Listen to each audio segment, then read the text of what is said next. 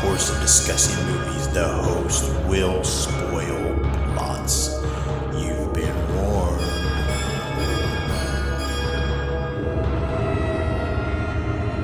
Listen to their screams.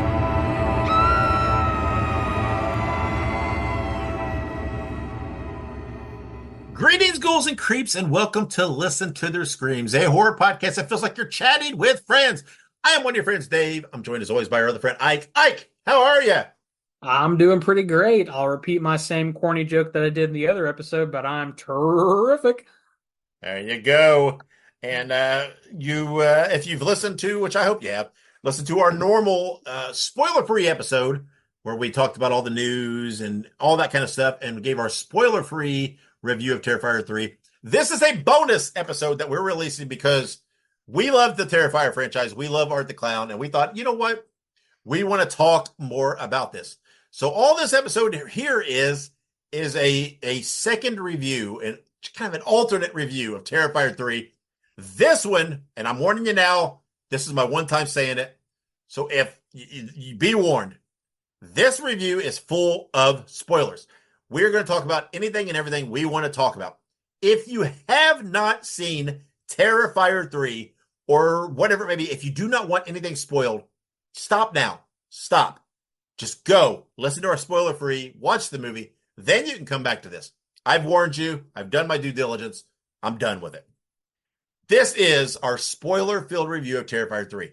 We're doing this because, like I said, we love the movie, we love the franchise, and we wanted to talk more in details without having to bite our tongue and hold back.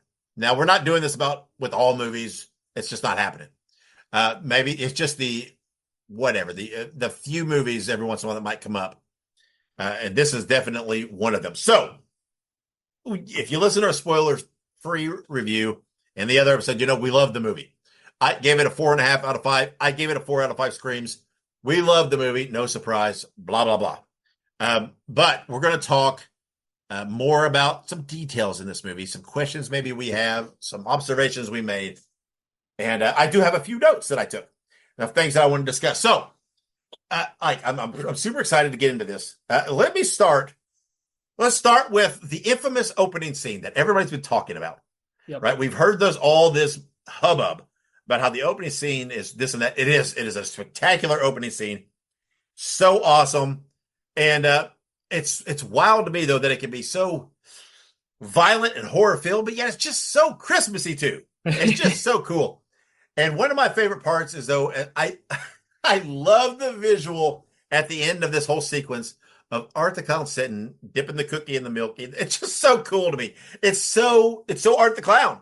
It's so perfect. I will say, though, I do have to say that I've heard all this talk about how the first 10 minutes or whatever it may be might just totally blow you away and make you revolt. I don't know that it was that over the top. I think there was a little more in this movie that was worse. I don't know. It was a great opening scene. Don't get me wrong. But why are people saying that it's so groundbreaking? What is it about it that you think they're making this observation? For me, I think what it is that, I'm gonna say something, and I don't want it to come across in the way it's gonna sound. So allow me to elaborate before you immediately call me an awful human being. But I feel like a lot of people are horrified or objected to the violence on children, because for people who aren't aware, the first scene is literally Art the Clown coming into a house dressed as Santa. It's the first scene, but it's kind of misplaced in terms of the sequence of the film. But what basically happens is he kills a family. He kills a mom and dad and 2 children. And one of the children, we don't see him being killed, but we hear him getting killed, and then we see his dismembered corpse. Yeah.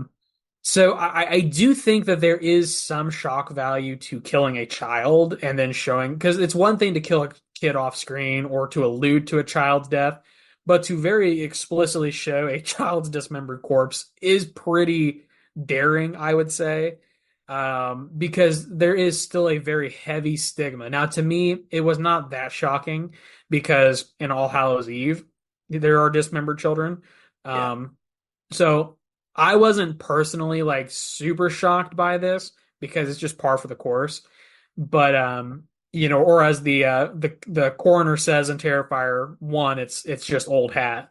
And that's really what it is. I think a lot of people were like, holy shit, we just saw a dismembered child's corpse, like, oh my God. And I get it, but it's not that brutal in my opinion. Yeah, I agree. I because we didn't see the kill. No. We didn't see anything that really, you know what it is, right? I get it, but there's nothing there that distinguishes it as what I mean, yeah, I know there's a lot implied there, but to me, that's not, I don't know. It's not that bar raising. I don't know. It just, I don't know. Maybe that reflects more on me than it does the film and whatever else. But I thought there was much more quote unquote shocking in the film than that. Oh yeah. But but it was a very very very fun scene. Um, classic art. Again, just great visuals. It was so much fun. We do then we okay. This is, and to establish things. This is correct me if I'm wrong here. That is 5 years in the future, correct? Yeah, the opening of the film is like the quote unquote present day of the film. Okay, right. Okay, and then there's the jump back to essentially the end of Terrifier 2. Right? Right. We're rolling straight from Terrifier 2. And we are back in the asylum. And and and this is, I have to say this is cool because it explains to you how art is still a thing, right? How he's still art. But I have to say again, there's all the talk about the opening scene. I absolutely think the Chris Jericho kill was much better and more off the charts than that. Oh I yeah. mean, they literally ripped the face and everything off of Chris Jericho. It was such a cool, and we talked about this a while back because he posted a picture of them doing the cast of his head. Um, Got to be a lot of fun for Jericho to get to do that. Again, a very iconic art kill.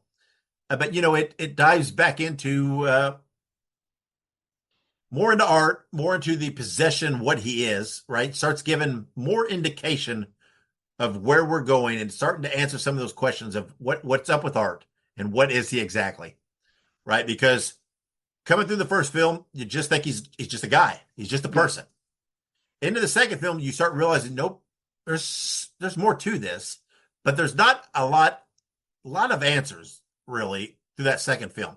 You get ideals, right? You formulate theories, but starting with this scene, it starts to formulate a little more that there's some demonic activity going on here with this character and the girl, which I'm shooting a blank on her name, that Samantha plays. Oh, Um, Victoria. Victoria, that's right. Yeah, there you go. And the cool thing is this really kicks off and establishes Victoria is a very prominent character in this film. It is. And Yeah. yeah, and this really sets that stage for that, which I like. Right, the opening scene is just kind of candy. Right, it's just kind of just for the pleasure. It didn't really establish a whole lot. You could take that opening scene out; it doesn't change the plot of the movie. It really doesn't. It doesn't really add anything to the story wise. So, but that's that, which often an opening scene is, right? That it works. This one really starts laying the foundation and the direction and the path of the movie, though. Yeah. I think that, and this was something I was concerned about, and I'll touch on it a little bit here. When we get our introduction to Victoria, it kind of sets the stage for what a lot of people are worried about, which is what happened to the pale girl. Yeah, Um, Amelia McLean was not cast, obviously. She's not in this movie. And looking at like IMDb or any of the released information about Terrifier 2 or 3, I'm sorry, she's nowhere to be found. And a lot of people were kind of bummed out about that, but it sort of provides a natural progression to what it is that happens. And this comes later in the film, but I'll just go ahead and say it now because you mentioned it. Victoria, of course, becomes a more prominent role, and she specifically is the demon that the little pale girl was possessed by. Yeah. Um, with the full, I was going to say yellow eyes, so in her case, yellow eye. And then, of course, there's a couple scenes that we'll probably talk about in a second with Victoria that are pretty jarring. But like you said, she's in on the kills. She is sort of Art the Clown's, right hand woman. She helps kill Chris Jericho's character, rips off his jaw. They rip off his face, and it's pretty brutal. And you have the other orderly that was that went into the room that we see at the end of Terrifier 2. Yeah. She's getting munched on Yeah, by they're gnawing on her. Yeah. like Art's head that's connected to like an umbilical cord that's connected to Victoria is Yeah. munching on the body. And then of course Victoria's also munching on the body, having a little afternoon snack. Um, so yeah, I mean that scene is just it's very brutal, it's very raw, and it sets the stage for Victoria's involvement for the remainder of the film. Yeah. And the one cool thing about Victoria is though she gives a voice to Art She because does. Art doesn't speak. So Victoria is almost like she's the spokesman. So when there's things to be said, she gets said. So um, I like how they utilize that character. And the demon that you spoke of, right, is trying to what is it? She's trying to possess Lauren, or excuse me, Sienna. Is that right? Um, Or uh, is she just trying to possess Gabby, the girl, the young uh, girl? Honestly, that's sort of something that I'm not sure about. And I have my theories, but they don't make it very clear because they talk about how the demon possesses like recently deceased people or like Yeah, recently deceased like serial killers, yeah, which is what they believe Art the Clown is. They believe that he was a at the time recently deceased serial killer who was then taken over by the demon or the entity or whatever it is. But Victoria is like the actual sentient demon, like the demon, yeah, right? So I do think that she was trying to get Sienna. I think the goal was that Sienna, and again, I know I'm kind of jumping ahead, but to answer your question, we see a flashback with Sienna's father, and yeah, it establishes some background to Sienna's father foresaw that she would be the good that tackles the evil. Um, and sort of creates this dynamic where Sienna is supposedly like an angel or has the powers of an angel. And by using the weapon that was forged by her father, which, well, I'm not going to talk about the scene that I want to talk about yet. So I think the goal was that the demon wanted to corrupt the person that was supposed to beat them. You know what I mean? Sort of like as a big screw you was that I'm going to possess the very person who was put here to stop me was my thought process. yeah. And the scene with the father is what I talked about a little bit in our spoiler free, right?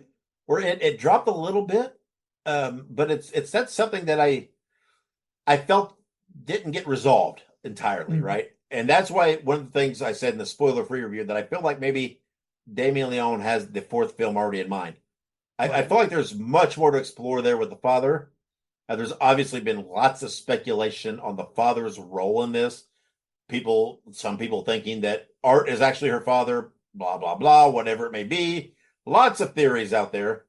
I think there's more to come about the father, but we did get at least some information and development on it. We actually got to see the father, so there, we were familiar with some of this from Terrifier 2, but there was a little bit of growth in it, and I kind of liked how they established in this film some distance between Sienna and Jonathan, right? How, like Right. you mentioned, Jonathan's at college, Sienna's getting out of an institution. But what I think is very cool is it does establish how people handle trauma and these things differently, right? Sienna was struggling, right? She was having trouble. She was medicated, still struggling. Jonathan is almost like the let's just put it out of the mind, just move on, forget about it, and just try to live life.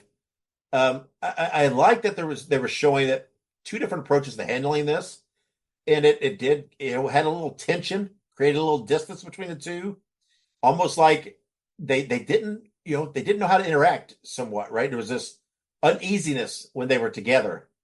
Um, Yeah. while Sienna thought this is still here, this is still happening. I've seen him. I saw him in the mall. I saw this. Jonathan's like, please stop. You're crazy. Just boom. Let's just put it out of our mind. This done. He's gone. Let's just move on. And so I like how they established that, right? That uh, the way those two interacted in this movie of while they went through this mutually horrific thing, they both handled it in very, very different ways, and it impacted them differently. To me, that's very realistic. Yeah, it is. And I was going to say that the separation that they create, it shows basically the two paths, like you said. Sienna is simply not able to accept the reality that she was in, which is very understandable. I mean, she was essentially tortured for an extended period of time by Art the Clown at the carnival. And, I do think that it's important to note that between the two of them, Jonathan definitely got the better treatment, I guess you could say. He was not injured nearly as severely as Sienna was. Yeah, So I would venture to guess that it was probably easier for Jonathan in story to move on from the events of that night than it was for Sienna, who not only had to bear witness to all of her friends dying, but also had to bear witness to her, well, didn't bear witness, but had to be told that her mom was dead, and in addition to that, she's stabbed. She's, stabbed multiple times, beaten with the cat of nine tails. I mean, I just feel like the damage that was done to Sienna was so much greater than Jonathan that it kind of made sense that, yeah, she might be institutionalized because she's probably not doing super hot right now. But it's very interesting because they definitely touch on the sort of mental health part of it, right? Like, yeah, what kind of a toll does this take on you as a survivor of that horrific incident? And I think that the other big thing is that Jonathan was not really wanting to accept what happened. And one other piece is that they kind of drop in there that Jonathan is really the only reason that Sienna did not go to jail yeah, because there's no body. Art the Clown's yeah, body, it just ups and walks away. Literally, it's his headless body walks away quite yeah, literally after yeah, killing a police officer, and taking his head and his yeah, gun. yeah. He lost his other gun. He had to get a new one. That's right. But but that's the thing is that there's literally at that point there's no proof other than Sienna's word and Jonathan's word about what happened. Everyone else is dead. So if it were not for Jonathan, Sienna would be in jail, which is a very interesting predicament for this movie, which we'll talk about later. Um, but yeah, I mean, Jonathan's character very much is the avoidance. He is avoiding it. He is going away from it. He's like, I did my part. I kept my sister out of jail. He's like, I want to be away from this, but he can't. He cannot be away from it, and he realizes that at one of the points in the movie where he destroys his room, right? Yeah, yeah. In a fit of anger, he realizes that he cannot get away from this, and just boom, boom, boom, boom, and yeah. So I'll stop there before I get too far ahead of myself. Yeah, right. Yeah, it does. It shows that the way they're handling with it, and part of one part of the movie that helps even to emphasize that more is there is a character, another student at his college that has a true crime podcast, is fascinated by the murders, the Art the Clown murders. Yeah, It is fascinated by the fact that her boyfriend is roommates with Jonathan. Initially, and she wants to interview Jonathan on her podcast. And then later she encounters Sierra or Sienna. I don't know why I say Sierra. Sienna, and wants to interview her. Obviously, now she approaches both of them with pretty much the exact same proposal. But one thing that helps emphasize how they're handling it is their reactions to this. Jonathan is much more calm. He's like, I don't really talk about it. I don't really do that kind of stuff. I'm just, whatever. And he's like, oh, just to get her off his back. He's like, I'll think about it, whatever it may be. And he does listen to the podcast some. as things are developing, and he's starting to say, "Oh, okay, realize some things." Sienna, though, when she's encountered by it, she flips, right? She's like, "This is our lives. We dearly died. We encountered this. We lived this. Who the fuck are you to think this is some kind of entertainment? Yeah. Fuck off." This is, so they react very differently to this exact same situation. And that, even to me, that the whole point of that is to once again emphasize the difference in approach, reaction, and where they are with this grieving healing type process. Um, so I like, while it may seem kind of off the wall to have that included in it, I think that's, to me, the whole purpose of it is to further establish these two siblings and how they're reacting to this scenario. Yeah, absolutely. Yeah. And Um, go well, ahead. no, go right ahead. No, I was just going to move on because to me, one of the best scenes in this movie is the scene in the bar Yeah. with Art and Daniel Roebuck as Santa, as a Santa. And this scene is so funny because it's like for a brief moment, it's almost like we just get to see Art being a dude for a little bit, right? This Santa's drunk and he thinks Art's funny and accepting, and they're drinking beers and whatever, and it's just hilarious until Art trips, whatever. But it is so funny to me because this is one of those scenes where you get to see that humorous side of Art that's kind of underappreciated. There's a couple scenes in the movie that do that. This is one of them, where it's almost this thing where you believe that Art's going to kill these guys, right? It's Yeah. going to happen, but it's almost like he's toying with his victims and playing with them a bit, and it's very, very humorous. I love Daniel Roebuck. He's so good in everything he does, and What's was up with was him being drinking in all these movies he's in? I don't know, right? Yeah, he was great in Stream, being the drunk guy there. Yeah, so I don't know. Apparently, someone discovered that he's good at playing a drunk guy. But this was this to me was just an absolutely hilarious scene. It is. It's so fun, and and again, it's one of the reasons I think this movie is paced and flows better because you have some of the intensity, some of the kills, some of the tension between the siblings, and all these different things, and then they give you a scene like this, which just lets you breathe for a moment, right? Because you need that in the flow. You need certain moments, and it doesn't have to be long, and it doesn't have to be completely off track, but just something to let you calm down a little, catch your breath before they take you back up. Right. And this scene does it. It works well. It adds to that Christmas flavor. It's just a hilarious scene, but in a way that also still absolutely shows Art's vicious side. Yeah. Well, and I was going to mention without obviously going into every single little bit of it, the creativity of weapons obviously Oh, is a sort of a trademark of Terrifier. You have some pretty cool weapons in the first one, like the cat of nine tails, which he reuses in the second one. I was kind of sad they didn't have a scene with the cat of nine tails in this one, but yeah, he's got that in the first one. He's got his gun, he's got his blades, his miscellaneous stuff that he uses.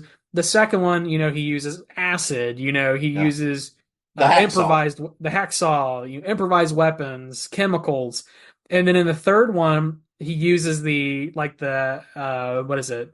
Oh God, what was that stuff they use? Is it nitrogen? Um, I'm not sure what it's called. It's the stuff to freeze things. Um, Yeah, it's like it's like it was like compressed like something. yeah, It's whatever they use to like freeze shit, like freeze dry stuff. yeah.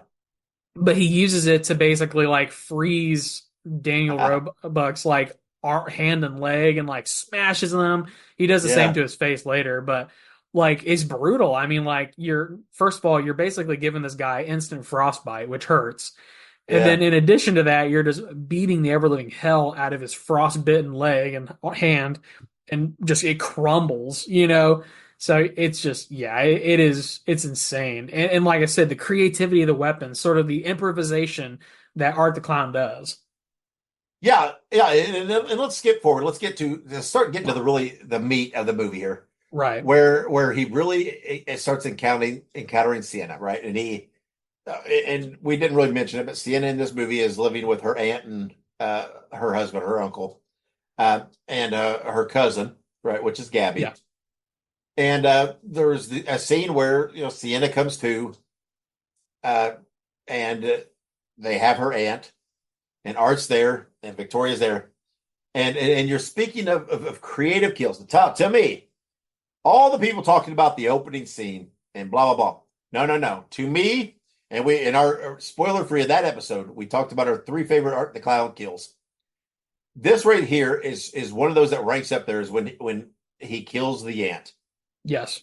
with the I'm not even sure what it is. It's a glass pipe. I didn't catch where did it come from? What was it? So, okay, so I don't know where the pipe comes from, but something fun that well, I guess it's fun. There's actually a medieval torture where they used to put like a pipe up against a prisoner's skin, and they would put a fire or heat source on the other end, and they would put rats in the pipe, and the rats trying to find a way to escape would like claw through the prisoner's skin. So that's kind of Yeah. what they were doing here is that they put like the pipe in her mouth, put the rats in, and then lit fire on the one side so the rats only had one way to go.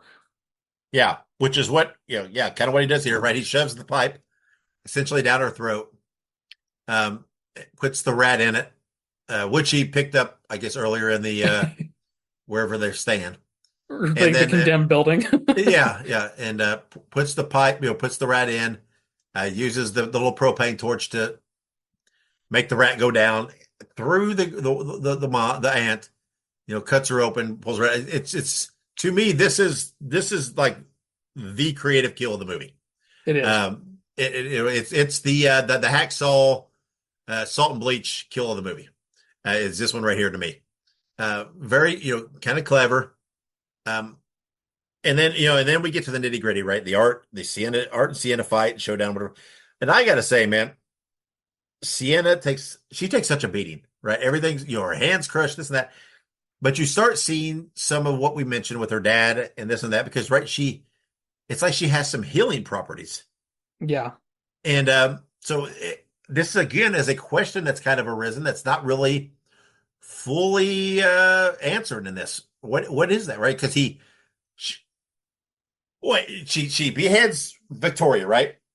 And Victoria kind of melts, doesn't she? She just dissolves into a thing, but it Like a like opens goo. up, yeah, and it opens up like a portal to hell, right?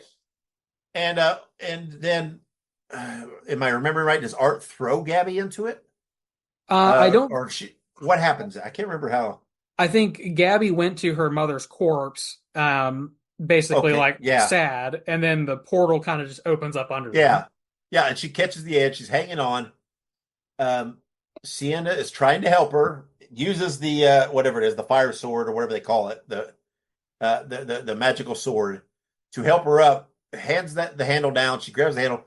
Sienna's got the blade trying to pull her up. Long story short, Gabby falls into hell. Yeah. But Sienna's hands are all cut from the blade of the thing, but they heal, right? And her hands kind of heal. So I think that's something that's got to be explored more. What's going on there, right? I'm Um, guessing.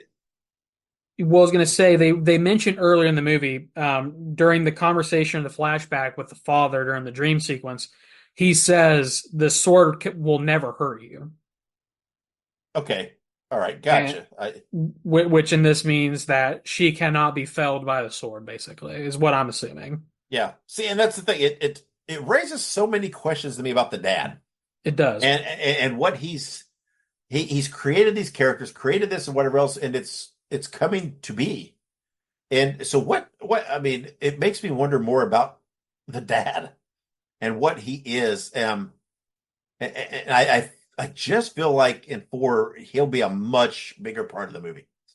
Um, but to not go long with this, uh we get there. There is the obvious point in this whole thing too, which is probably I think it occurred before this, where they have this skin skull type thing. They put a pair of glasses on it. which Sienna then realizes that it's Jonathan. Yeah. Now, but my question is, this is one of my biggest questions from this movie, though. Is that truly Jonathan or not? I mean, they want you to believe it is. Sienna believes it is. Obviously, the implications are that Art wants her to believe it is. But we don't see that kill. We Yeah. don't see Jonathan killed. So, is it truly Jonathan? Is it just Art playing mind games? I don't know what to believe of that because part of me says if Jonathan was going to be killed, that it would have been shown in the movie. You would think that would have been what they wanted to show. I don't know. I guess Yeah. then it wouldn't have had the same impact. So I don't know what to believe. I don't know whether I will wholeheartedly commit to believing that is truly Jonathan yet. Um, for now, I'll take it at face value, but I still have my doubts. This, In in my opinion, I don't think it is. I think that that is the skull of the girl from the shower scene, which we need to it's talk about yes, too. yeah. Um, We did skip that. I think that the skull is the girl. I think her name's like Mia in the movie. I Yeah, think it's her skull. I do not think Jonathan is dead. I think that in the next movie, either Jonathan is going to be sort of like in the hellscape or whatever with Gabby, or he is going to be elsewhere and they just happen to find his glasses like in his dorm room or some shit. But no, there's no way they killed Jonathan off screen. Like it's okay to assume some deaths off screen, right? yeah, yeah, Like for instance, Allie's mom in Terrifier 2. yeah, Obviously, that you don't necessarily have to assume her death. They do have her head, but like yeah, you don't see her death, right? And that's okay. You know what I mean? That makes sense, kind of why they did that. But Jonathan, no. Jonathan, it was painted as one of the main protagonists of Terrifier 2 and 3 in this case. And I do not think that they would have given him an off-screen death like that. yeah. I don't either. That's absolutely what I believe as well. And but yeah, just to jump back to that shower scene, right? It's the podcast girl Yeah. and Jonathan's roommate boyfriend. They're in a shower having sex, and Art just fucking waylays them with a chainsaw, and Yeah. it's pretty brutal. This is another brutal kill. Uh, Pretty good. Uh, yeah, it's a pretty wild and absolutely some of the more Art iconic kills. It is. I think that if you were to choose like one kill from this movie, I think the shower scene is the kill, in my opinion. I like the rat scene. It's very horrifying, but the kill, in my opinion, is the shower scene. Yeah, I mean, yeah, I totally get that argument. And yeah, so uh, yeah, but getting back, obviously there has been lots set up for the next movie, right? Because Oh yeah. Gabby drops into the thing. Sienna says that she will find Gabby and rescue her. So there's that. So it's very much looking forward. Like in the fourth movie, there will be a trip to hell, which is pretty wild. As the movie comes to a close, Art is still alive, right? He gets on a bus, creeps out a woman in the bus, which cool fun fact as we talked about in the other our spoiler free episode, the lady is reading a book called The Ninth Circle, which was the very first short that Art appeared in. Very cool. Yeah. That little nod. But yeah, that creepy scene, at the end with Art on the bus, she's creeped out by him, his eyes open with this world look. So obviously Art's still there, still alive. Gabby is in hell. Sienna's still alive. There's the assumption in the movie that Jonathan's dead, although we don't believe that. So there's obviously a lot set up for this next movie. So let's talk. We've talked quite a bit about it. Free. Let's talk a little bit about some. I know we're way away from this, but let's talk about some predictions a little bit for four. Right. Obviously, somehow I think Sienna is going to hell to Yeah. try to rescue Gabby. Like you said, whether she is either going to encounter and have to rescue Jonathan as well, whether Jonathan will establish that Jonathan's not dead and he'll have to go, he'll go with her, whatever it may be. Jonathan, I'm sure will parlay into it. My question is, and what my belief is, what do you think? I believe though the Hell Trip will also encounter. This is where the dad is truly going to come into it, Yeah, and there will be an encounter with dad on this, and we'll see a little more about what dad truly is. It will reveal more about what Sienna truly is, because there's obviously more to Sienna than what we're seeing here, and yeah, so um, there's lots to explore. I like in this one though that they put enough of the supernatural type stuff into it and the possession stuff without it being so over the top that it just muddied the whole thing. There's enough there to establish what's happening, to build on the story, without without making it too overly busy. Uh, but I think, and again, I don't know, I think four is really going to answer some of these questions. I guess I suspected that three was going to close a lot more doors. Uh, in that four maybe would start some kind of some a little something newer. Now I'm kind of leaning towards, I think four will kind of close some chapters a little bit here and there, and then moving forward there will be something new established. yeah, Because I think this trip to hell is going to answer a lot of these questions that were kind of set up in Terrifier 2, really established or built upon in Terrifier 3, with the dad, with the sword, with why these things that dad's creating and drawing, why they're really happening. Um, that's peculiar to me. Maybe, I don't know, maybe a little more about art and why, what he is a little more at his core. I still feel like there is some form of an unspoken correlation between Art and Sienna's family. Um, there's something there. Whether Sienna's dad is purely just the creator of Art and this thing that he has, this power that he has, whatever it is, there's something more there, right? Why is Art fixated on them? I think there's more there. So, what kinds of things do you think will be a little further explored in the fourth movie? yeah. I do agree. I think that there's gonna have to be some sort of, trip to hell, some kind of like what's the word? Some kind of like meta, trip to hell type deal. There's a lot of references to the ninth circle. So I wonder if there's going to be some sort of, Dante's Inferno type thing, which are talking about the circles of hell. I imagine that some of that imagery and such will be very relevant for the next film.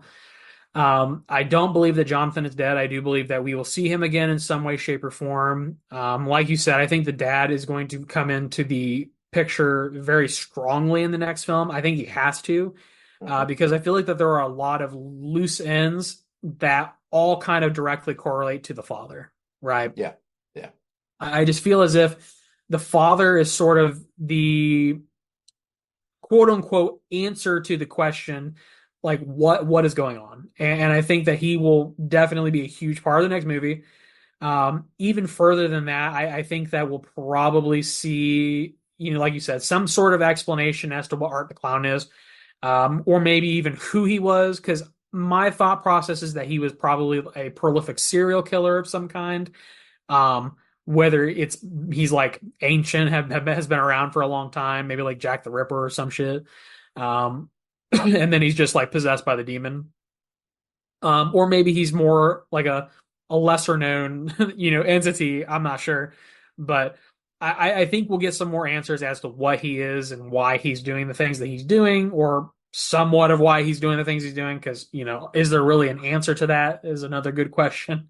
Um, and I think that we're going to see a scene in this movie, which was during the dream sequence. We see a demon that is being Oh held by a yeah, chain by the Mother Mary, who is forging the sword that that's right. Sienna uses. So I have a lot of questions about who is this demon? Why is he forging the fire sword? And how does he correlate to her father? Because clearly the father, either had some sort of connection to the spirit world or hell, And, everyone said your dad made that sword. So the person making that sword in that dream sequence was a demon. So is her dad a demon that Yeah. like is a good guy or like, you know what I mean? Like what's going on there? Who is this demon? Why is this demon there? And it literally showed that scene and did not say another word about it. And the movie Yeah. ends. You know what I mean? Yeah. Yeah. I mean, when we're talking about the ninth circle and this and that, yeah. Is the dad being held in hell, being punished, as a captive? Is that, whatever? Is that part of his torture, right? That perhaps in that scene, is that the dad, right? Yeah. They're against his will, being, whatever. Uh, and perhaps maybe if Jonathan is dead, he could be there as well, right? Being in some kind of tribulation, some kind of trial, some kind of torture. Who knows? But I think we're going to explore a lot more of that. Uh, I do, yeah, I do think we'll see the dad much more. Um, I'm already excited to see, the fourth one. I'm already excited. I can't wait to watch three again. Right. Um, there was a lot to digest the process. We didn't cover it all. I don't, I didn't want to cover it all. I just wanted to hit some thoughts and highlights. I didn't want to make it too long. But I just wanted us to be able to dive in and talk a little more plot point. Like I said, I'd love to hear some feedback from you guys. You don't have to just lay it out there on social media for everybody to see. You can message us on one of the platforms if you'd like to do that, or just wait a little bit and give it some time for people to watch, and then give us some feedback. Um, Again, like we said in the other, go watch Terrifier 3. If you've seen it, go watch it again. Looking like the number one movie on its opening weekend. That's very, very exciting. Oh yeah. Very promising. The movie was great. It delivered. Did not let me down in any way, shape, or form with my expectations. Uh, and like I said, I feel like each movie is just a little better than the one before it, and I feel like this is probably my favorite of the franchise so far. And very much enjoyed it. Like I said, I didn't want to dive into everything. Let's don't run this too long. But before we jump out of here, is there any final thoughts on Terrifier 3 that you want to throw in there? It's just the feeling of these movies, right, is there's always something that you leave the movie with, right? The first one, you kind of just have the feeling that Art the Clown's just like this weird, playful demon. You know what Yeah. I mean? Like truly, he seems playful. And two, he almost becomes more sadistic, right? Yep. Obviously he's evil, clearly, but like generally like the ways that he's killing people it escalates and it's continuing to escalate into more violent, brutal, even more painful methods of torture. And I just feel like that's just such a interesting plot point for Art the Clown, is that cascading effect of violence. It just keeps going in this movie, and then I just do not know where Damien Leone can possibly go with this next movie. Absolutely no idea. Yeah, yeah. It's interesting to think. Obviously, lots for us to speculate and ponder on in the near future. But not to get ahead of ourselves. Let's rate at the moment. Let's enjoy Terrifier 3 and what it has brought to us. And I have to say that I will once again reiterate how much I appreciate Damien Leon, the Levies, Fuzz on the Lens, everything they do for bringing us these Terrifier movies. Not only that, Stream was an extraordinary movie. Just everything they're doing. Yeah. I am highly appreciative that they are around. Cannot wait once this movie's had its run to see it hit streaming. I'm probably assuming it'll probably hit on Screenbox like the others, since they have a hand in it. So once again, though, if you've not seen it, I don't know why you listen to a spoiler-filled review, but if you've not seen it, go see it. If you have seen it, go see it again. If it is the number one movie opening weekend, let's make that two in a row. Let's keep it up there for a while Yeah. and go see it again. Enjoy the movie. I did. I loved it. Lots to talk about, lots to ponder. To me, that's a sign of a good movie, right? It answers some questions, gives you some things to talk about, but it also raises some other questions and makes you excited for the future of the franchise. Because that's the way it should go. If there's going to be a future movie, you want to keep that speculation and interest there. And this movie totally did that for me. There was a nice balance of answering a few things, but not answering some others and raising some other questions. And there was a nice balance to Terrifier 3 of that, and it's very exciting. It So, is. uh, absolutely, as you know, we're huge Terrifier fans. This movie only added to it. Love the movies, love Art the Clown. So make sure you support the movie. Let's get out of here. That's a lot of recording on our parts. We had the spoiler-free episode and then the spoiler-filled review. We hope you enjoyed all this content. We hope you enjoyed us talking a little deeper into a movie. We don't generally do that because we keep things spoiler-free. So it's a little something a little unique. We hope you enjoyed it. Let us know what you thought of it. So until our next episode, when we will be reviewing Smile 2, so go see that when it hits theaters as well. Wherever you go, whatever you do, be good, be safe, and always have many pleasant nightmares.